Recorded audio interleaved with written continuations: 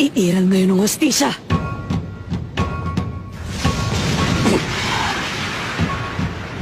Ang mga ibang nakatulad mo ang dahilan kung bakit hindi ako nagsasawa sa ginagawa kong pagpaslang. Alam mo ba kung anong pinakagusto ko sa trabaho ko bilang spider? Yun ang ipagkait sa mga tulad mo. Ang hustisya ang hinahanap nila!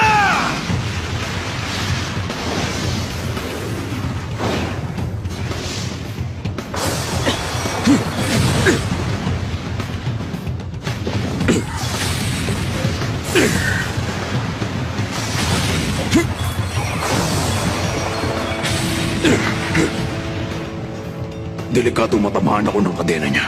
Hindi ko alam kung anong salamangka ang ginamit niya pero hindi normal para sa tao maglabas ng ganyang katinting aura. Masyado siyang malakas.